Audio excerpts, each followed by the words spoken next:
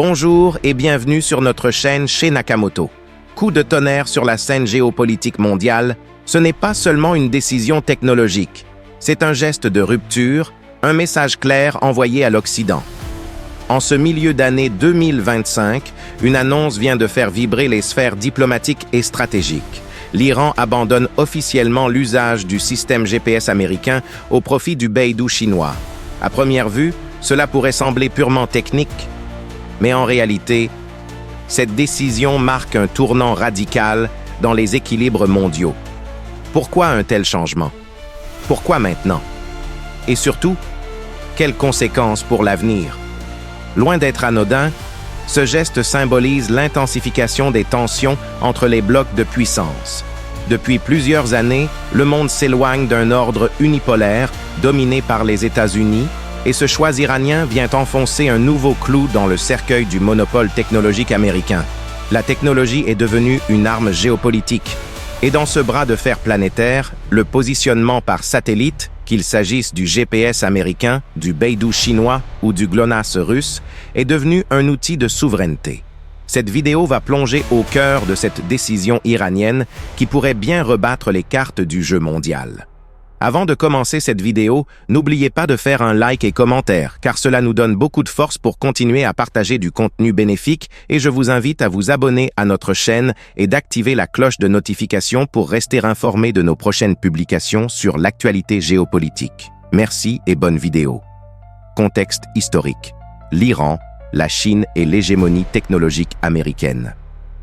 Pour comprendre ce tournant stratégique, il faut revenir sur plusieurs décennies de tensions et de réalignement. L'Iran, depuis la révolution islamique de 1979, vit sous une pression constante de l'Occident, en particulier des États-Unis. Sanctions économiques, embargo technologique, restrictions bancaires. Washington a longtemps utilisé l'arme économique et numérique pour freiner l'essor iranien. Mais au fil des années, Téhéran a développé une capacité de résilience impressionnante. Face à l'impossibilité d'accéder à certaines technologies occidentales, l'Iran s'est tourné vers l'Est, et plus précisément vers la Chine, dont l'influence ne cesse de croître, aussi bien sur le plan économique que militaire. De son côté, la Chine construit patiemment une architecture alternative au modèle occidental. Cela inclut sa propre monnaie numérique, ses géants technologiques, Huawei, Alibaba, ZTE, mais aussi ses propres réseaux satellitaires, comme le Beidou, opérationnel depuis 2020 et conçu pour concurrencer directement le GPS américain. Ce rapprochement entre la Chine et l'Iran ne date pas d'hier. En 2021, les deux pays signaient un accord stratégique de 25 ans portant sur l'énergie, la défense et les infrastructures numériques. Depuis, la coopération n'a cessé de s'intensifier, notamment dans les domaines de la cybersécurité, des télécommunications et de la surveillance. Ainsi, l'abandon du GPS par l'Iran n'est pas une décision isolée, mais l'aboutissement logique d'un processus de déconnexion de l'Occident et d'adhésion à un contre-modèle technologique mené par la Chine. Le GPS et Beidou, la guerre silencieuse des satellites. La plupart des gens utilisent le GPS tous les jours sans s'en rendre compte. Pour se déplacer, commander un taxi, livrer un colis, guider un drone. Mais ce système, développé par l'armée américaine dans les années 1970, reste une technologie militaire sous contrôle du Pentagone. Même si son usage est civil dans le monde entier, les États-Unis peuvent, dans cas de tension, restreindre, brouiller ou couper l'accès au GPS pour des régions entières. C'est là que réside l'enjeu. Le positionnement satellitaire est un levier de souveraineté, et les puissances mondiales l'ont bien compris. Pour sortir de cette dépendance américaine, la Russie a développé le GLONASS, l'Europe a créé Galileo et surtout, la Chine a lancé Beidou, dont le réseau est désormais complet avec plus de 35 satellites actifs. GPS versus Beidou, les différences clés. Origine, GPS est un projet militaire américain. Beidou est un outil stratégique chinois, également d'abord militaire. Portée, GPS couvre le globe depuis les années 1990. Beidou est global depuis 2020. Précision. Beidou offre une précision de 10 cm dans certaines zones asiatiques, contre 1 à 5 mètres pour le GPS civil. Service. Beidou propose des services supplémentaires, comme la messagerie courte via satellite, très utile en zone sans réseau. Indépendance, l'Iran, comme d'autres pays sanctionnés, veut se libérer de la possibilité d'un kill switch américain, c'est-à-dire un accès que les États-Unis pourraient désactiver à tout moment. Un outil géopolitique puissant. Dans un monde multipolaire, contrôler son propre système de navigation par satellite devient une question de sécurité nationale. Les avions militaires, les missiles, les navires, les troupes au sol, mais aussi les infrastructures critiques, réseaux électriques, transports, télécommunications, dépendent tous de ces signaux. En rejoignant le système Beidou, l'Iran s'assure une continuité stratégique en cas de conflit avec l'Occident, mais envoie aussi un message politique clair. Le temps de la dépendance technologique est révolu. Décision iranienne, fait, annonce et mise en œuvre.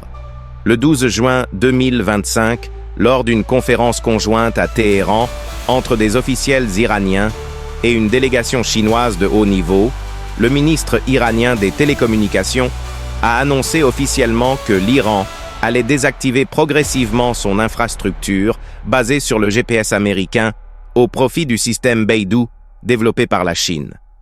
Ce que cela signifie concrètement, les infrastructures de navigation civiles et militaires seront désormais calibrées sur les signaux Beidou. Drones, radars aériens, ports commerciaux et même certaines voitures connectées. L'armée iranienne a commencé à équiper ses unités de modules compatibles Beidou pour la navigation de précision, notamment pour les missiles balistiques et drones de reconnaissance. Le secteur des télécommunications a signé plusieurs accords avec des géants chinois comme Huawei et ZTE pour faciliter la migration technologique. Un déploiement par étapes, phase 1, 2025. Adaptation des infrastructures stratégiques, militaires, défense aérienne, nucléaire.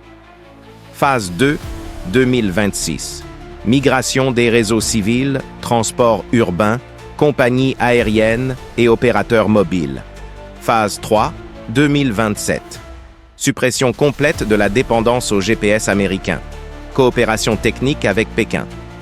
La Chine a accepté de transférer une partie de sa technologie Beidou à l'Iran, notamment pour permettre à Téhéran de construire ses propres stations au sol. Ce type de transfert est rare et montre le niveau de confiance stratégique entre les deux pays. En retour, l'Iran fournit des accès privilégiés à ses installations au Moyen-Orient pour la Chine. Ce n'est donc pas une annonce symbolique, c'est une rupture réelle, logistique et technologique. Et cette décision est le résultat de mois de préparation secrète dans un contexte de pression accrue de Washington sur les alliés de Téhéran. Réaction internationale, choc, inquiétude et repositionnement. La décision de l'Iran de se détacher du GPS pour adopter le système chinois Beidou n'est pas passée inaperçue. Du Pentagone à Bruxelles, en passant par Moscou, Tel Aviv ou Riyad, les chancelleries ont réagi rapidement, certaines avec inquiétude, d'autres avec prudence, voire satisfaction. États-Unis, une menace pour la sécurité mondiale. Le département d'État américain a qualifié cette décision de glissement dangereux vers une militarisation accrue des technologies civiles. Plusieurs responsables du Pentagone y voient une tentative de la Chine de construire un réseau stratégique d'alliés satellitaires, capable de défier l'hégémonie occidentale dans les domaines du renseignement, de la navigation militaire et du cyberespace. Des sanctions supplémentaires à l'égard des entreprises iraniennes impliquées dans la transition vers Beidou seraient à l'étude. Union européenne. Silence prudent. L'UE, dont le système Galileo reste limité géopolitiquement, a réagi avec retenue. Bruxelles se contente d'appeler à une souveraineté numérique équilibrée et à éviter toute escalade technologique.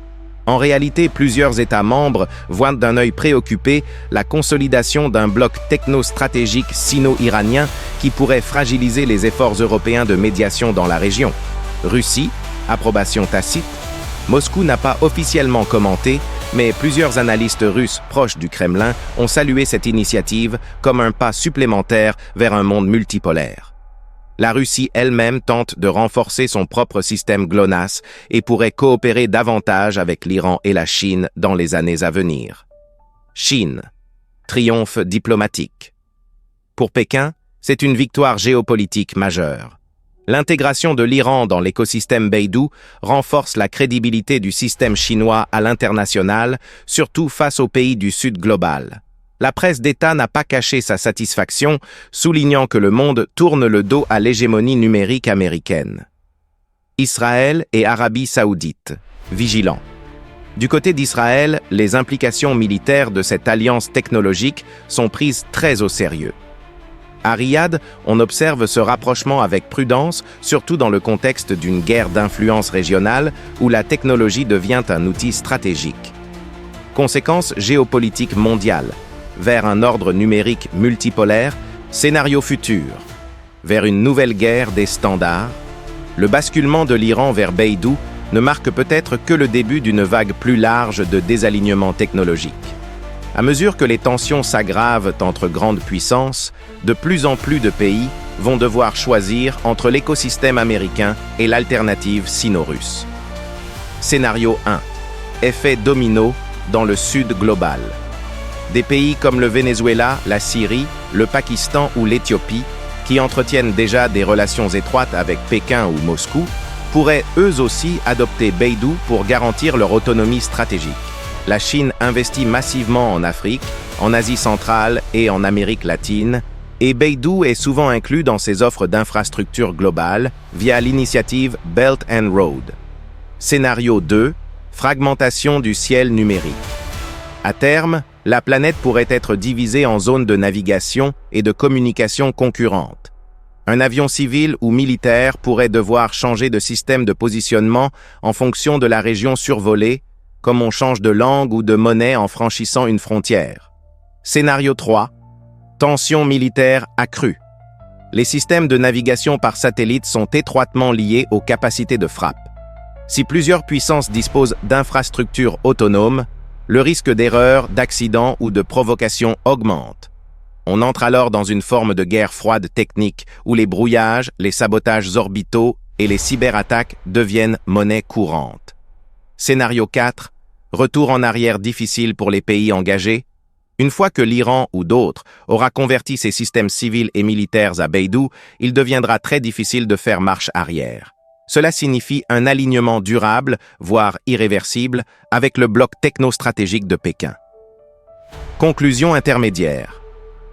Le choix iranien pourrait donc déclencher une réorganisation du monde fondée sur des standards concurrents. Le ciel n'est plus neutre. Il est devenu une zone d'affrontement silencieux. Un signal fort envoyé au monde. Ce que l'Iran vient de faire n'est pas une simple mise à jour technologique. C'est un acte de souveraineté. En abandonnant le GPS américain pour rejoindre Beidou, Téhéran tourne symboliquement le dos à l'ordre mondial dominé par Washington et embrasse un nouveau pôle de puissance, celui que la Chine construit patiemment, satellite après satellite, réseau après réseau. Dans cette guerre silencieuse pour le contrôle des données, du ciel et du futur, chaque choix technique devient un choix politique. Et dans un monde de plus en plus polarisé, la neutralité devient un luxe que peu de nations peuvent encore se permettre. L'Iran a fait son choix. Qui sera le prochain ?